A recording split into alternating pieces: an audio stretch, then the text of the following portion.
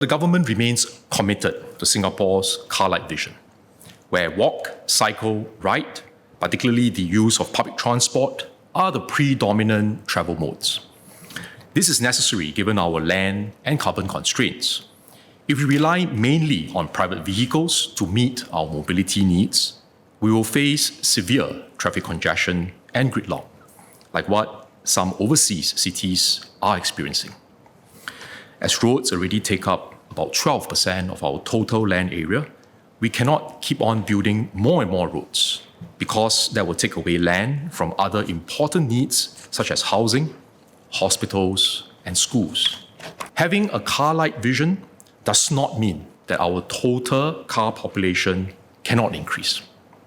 The key is to avoid road congestion through the use of both ownership controls and usage-based pricing, which is what we've been doing over the last few decades. As LTA explained when it announced the move to inject up to about 20,000 COEs, travel patterns have evolved after COVID-19 pandemic, and total vehicle mileage decreased by around 6% from 2019 to 2023.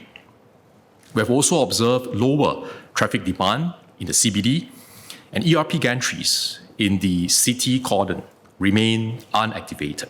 ERP 2.0 will provide comprehensive, aggregated traffic information. It will also enable LTA to more quickly introduce new virtual gantries where necessary, based on the latest traffic patterns.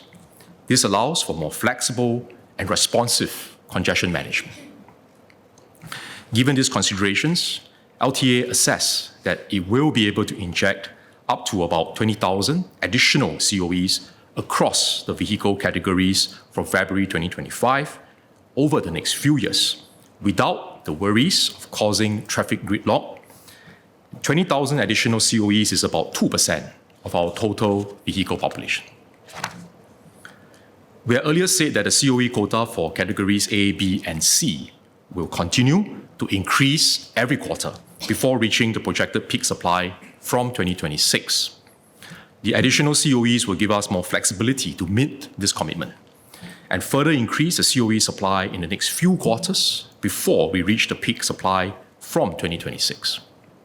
LTA will continue to closely monitor traffic conditions and, where necessary, adjust ERP charges to keep traffic congestion in check.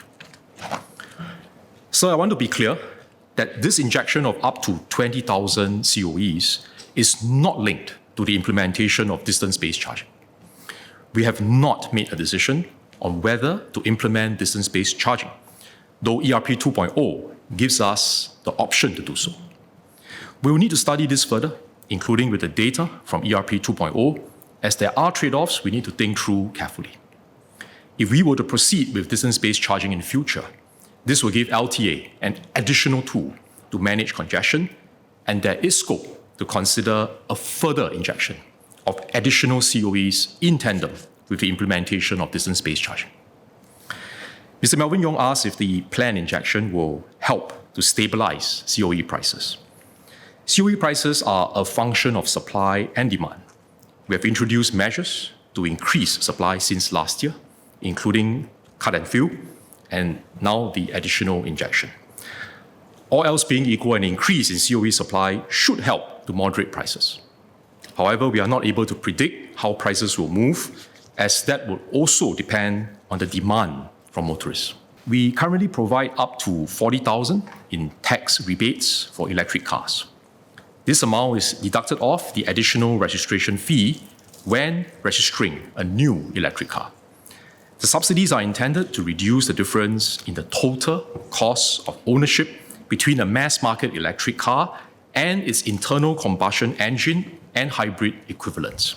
First, the demand of COE is driven by how many people want to buy cars. It does not matter whether the buyer is buying an electric, ICE, or hybrid car. But when someone decides to buy a car, the EV subsidies serve to nudge him or her towards considering an electric car instead of an ICE car. This is because without such subsidies, the electric car will be more expensive than its ICE equivalent at this time. The price difference may narrow and even disappear in future when technology evolves and EV prices decrease further. EV subsidies on their own do not induce new demand for cars. They are intended to encourage a car buyer to consider buying an electric car instead of an ICE or hybrid car by reducing the upfront costs of an electric car. Second, it is a business decision for motor dealers when they decide how to price their vehicles, electric or otherwise. The COE is an input cost to the dealers. If they submit higher COE bids than what they had included in their pricing, it will eat into their profit margins. Hence, there's no commercial incentive for electric car dealers to excessively mark up their prices or bid for higher COE just because of the EV subsidies. Marking up their prices by too much will affect their competitiveness versus other car brands, while bidding for higher COE will erode their profit margins.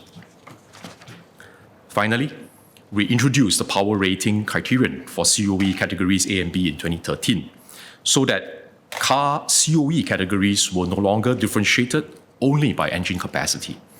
In 2022, we increased the power rating threshold for Cat A cars to right-side mass-market electric car models. We acknowledge the concerns about how some higher-end cars have lowered their engine capacity and power ratings to come under Cat A instead of Cat B.